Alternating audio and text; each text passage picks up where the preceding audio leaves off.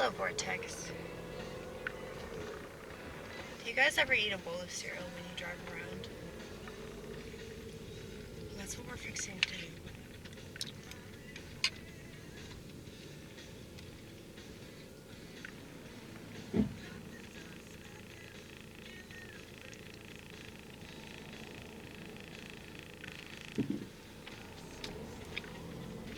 Oh, hold up.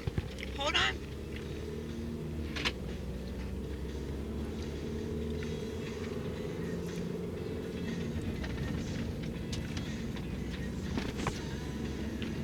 I don't have the heart to take out the CD. I'm really attached to it.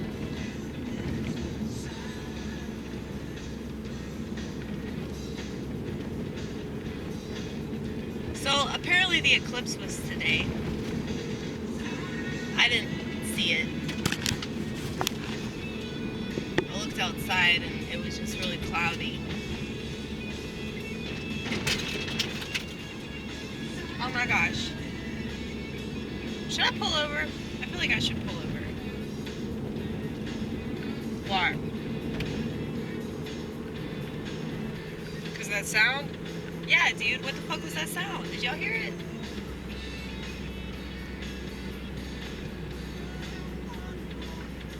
Well, I'm getting my car worked on pretty soon. So,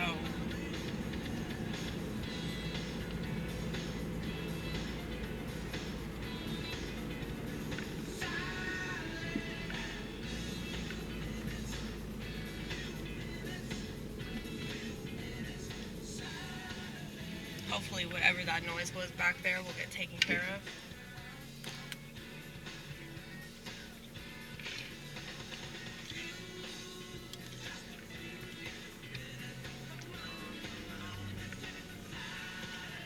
Y'all heard that right.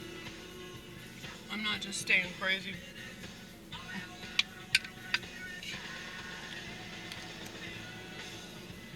I really underestimated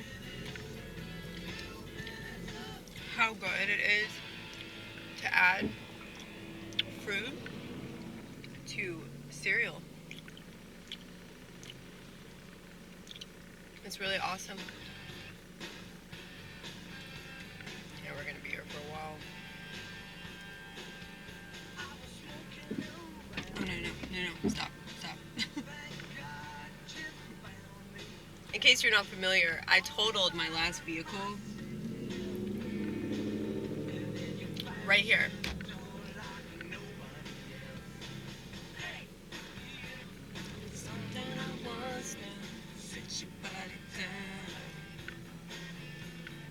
Hey, you.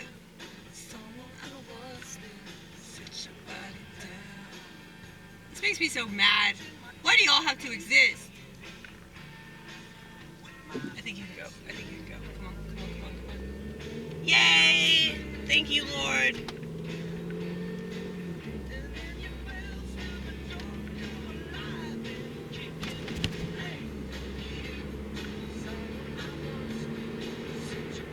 I think what happens whenever you drive on like a rough part of the road, a lot of the shit from the street like gets stuck in your car or something. I think that's what that sound is.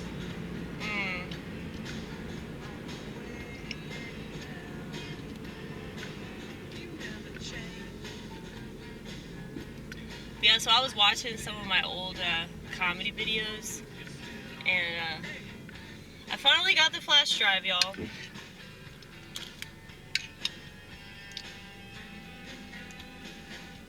You should be proud of me for doing what I said. 6 months later, okay? But, yeah, so I didn't have any storage, and it was preventing me from being able to watch my videos because, like, my media player just killed itself. I had to, like, uninstall and reinstall it. But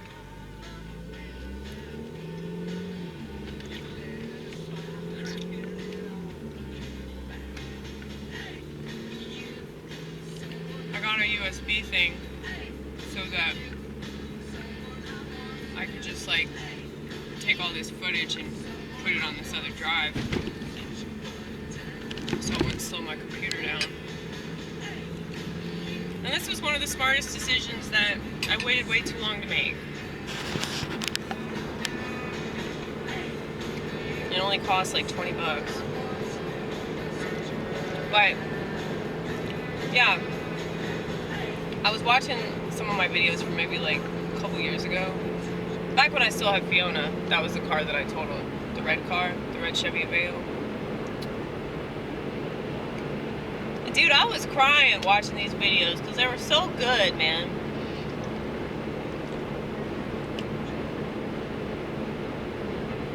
Whenever you express your authentic self to the fullest extent, it's the most beautiful thing ever.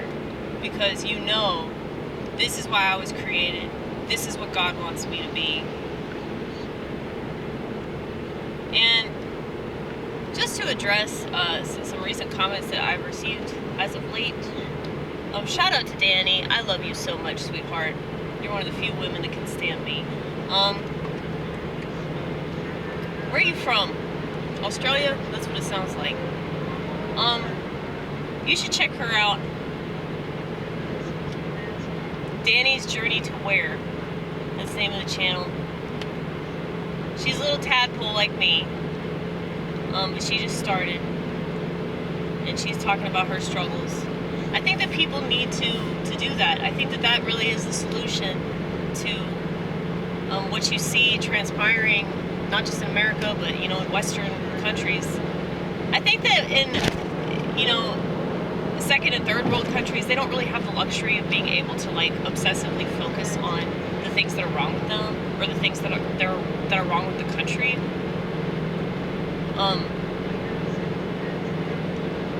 Because they just have to struggle with it, you know? Whereas, like, we have all this additional time to focus on it.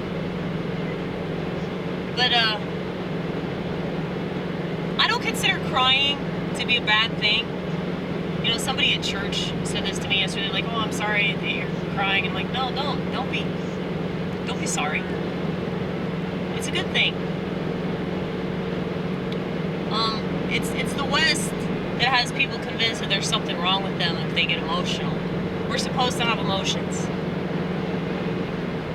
The trick is to have those emotions line up with logic, and we're not supposed to sacrifice one for the other. Now, in certain scenarios, you know, logic is more important. In other scenarios, emotions are more important. But these things are supposed to work in conjunction with each other. We're not supposed to just say, oh, fuck logic or fuck emotion, okay?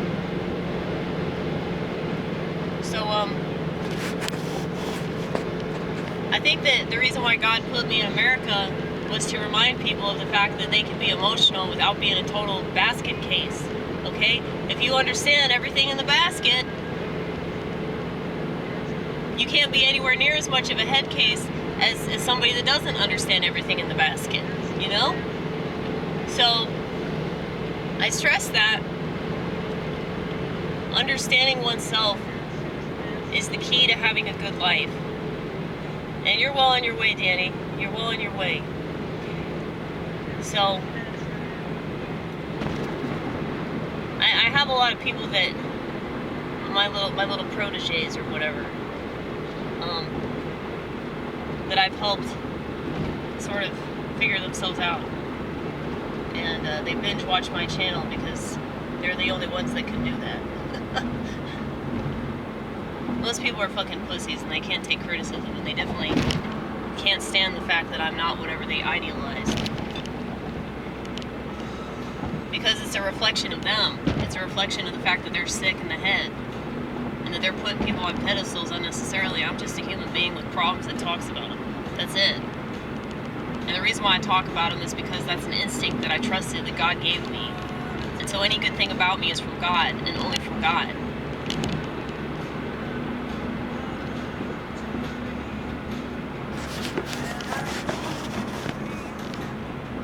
But yeah, it's crazy to me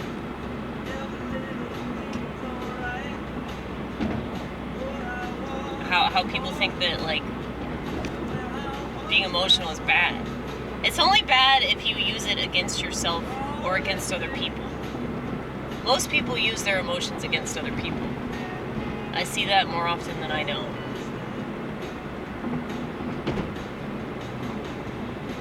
And I hate it.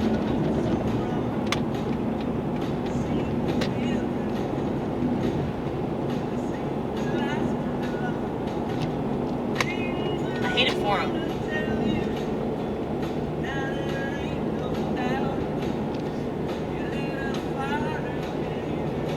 I hate it for them, and I hate it for the people around them that have to put up with their shit. Because,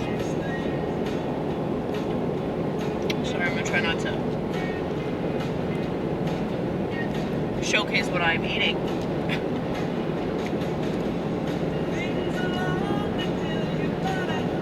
I'm a funny person because I trusted that there was a reason for this.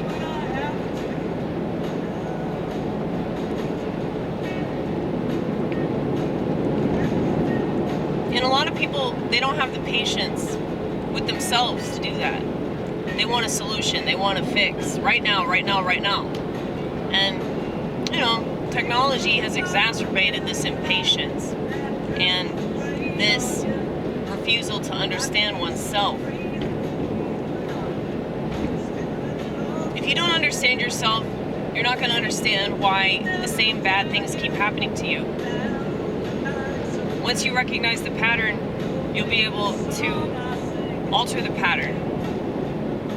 So, my house is a total disaster right now, okay? It's like an F5 tornado showed up. God forbid that doesn't actually happen, because I know that they're really amping up this climate change narrative. But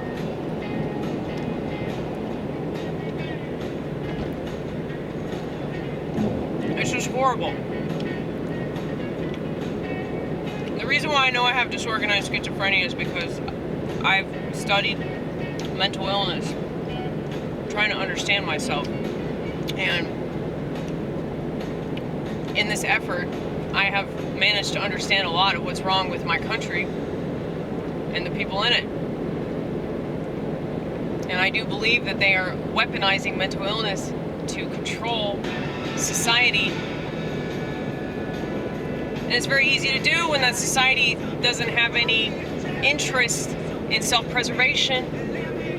That's why they have to pretend that they do. That's why they're so cocky about having children.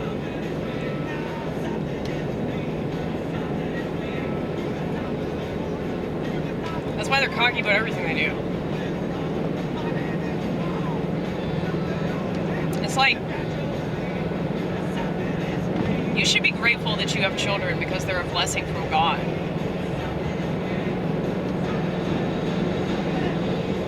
Rather than gloating about it. You know? If I ever sound like I'm gloating, I'm sorry. In advance, I'm sorry. I can be arrogant sometimes, but I really don't like it about myself. Because it's not a good thing. Arrogance is not from God. So, if you have an advantage over the rest of the world, and I think that empathy is most definitely an advantage. It doesn't feel like one, but it is. Trust me, it is. Because most people don't have that. So,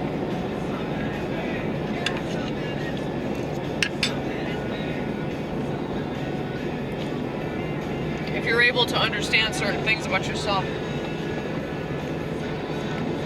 and you're able to understand certain things about the world, and most of the people around you do not, how do you not have a leg up? And it's definitely a leg that keeps kicking you. But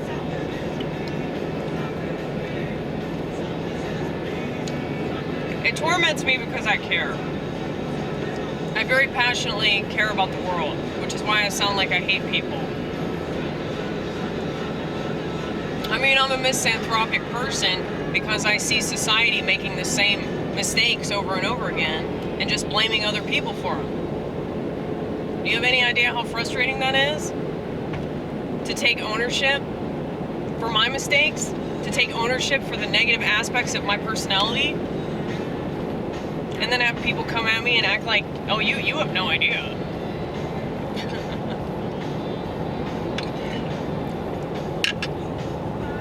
If you didn't project, you kill yourself.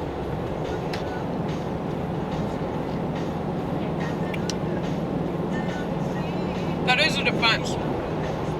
People project because it's easier than accepting that they're the one that's the problem. Not to say that the people that they find problematic aren't problematic. I'm sure that they have a point. But they're not really making it when they're a piece of shit too. You know? If you're a total hypocrite and you're doing another version of the same thing that you complain about, why should anybody listen to you? You haven't made an honest attempt to, like, figure out what you do wrong. You haven't made an honest attempt to figure out the things about yourself that aren't good.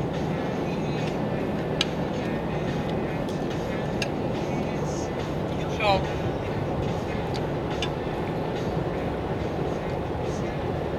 anyway, I think I'm fixing to put up Instagram. Not looking forward to it. My friend Kimberly, she's like, man, you were gonna get so much hate. I already know. Anybody that's seen my posters, there's nothing more offensive in this day and age. And you're right, research. There's a very trite saying. In this day and age. Well, technology really has, like, made people, like, turn up the sensitivity. So it's like, I have, like, over 5,300 videos on this channel alone, not getting paid for it. Already have a full-time job. Already do stand-up. Not anywhere near as much as I should, I'll totally admit that. Trying to get back into that. But they keep closing all the places where I do it, so I guess the Lord really wants me to, like, expand more, you know? I gotta look at it from that perspective, otherwise I'm gonna get too upset. But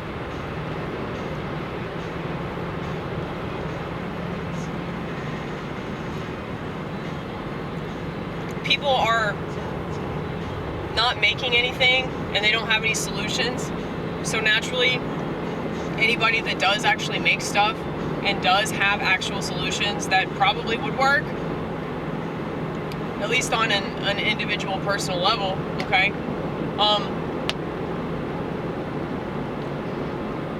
Like, we're naturally gonna get shit on by people that don't believe in that, you know?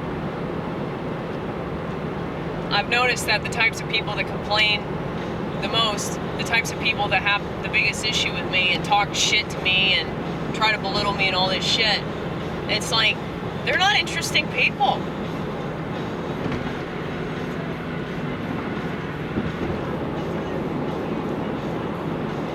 I mean, if you're not offering anything, why are you complaining about what's being offered? You know? It's like, I complain about the mainstream, but I'm offering you an alternative to the mainstream. I complain about America, I'm showing you what our ancestors really want from us, okay?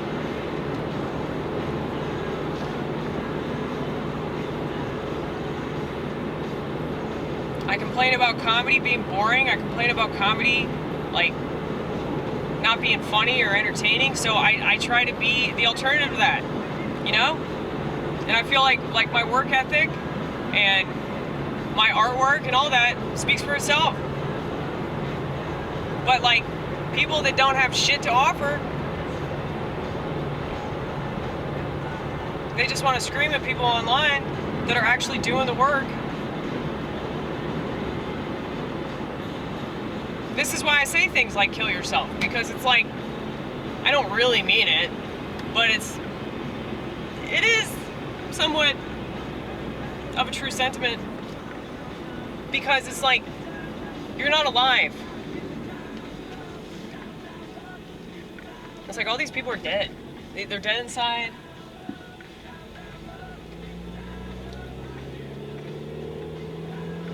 It makes sense why they do all the stuff that they do, like physically to kill themselves. If like they don't have a spirit. You know, they've already killed their spirit with like all the stuff that society tells them to do. And it's just like people in my family that resent me because, you know, I live my life really authentically and I do what I want to do. And a lot of people say, well, that's selfish. It's way more selfish to do what society wants you to do because you want the approval of society.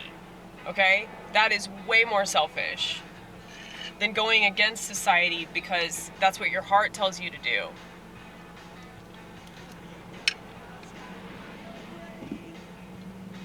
So, shut the fuck up.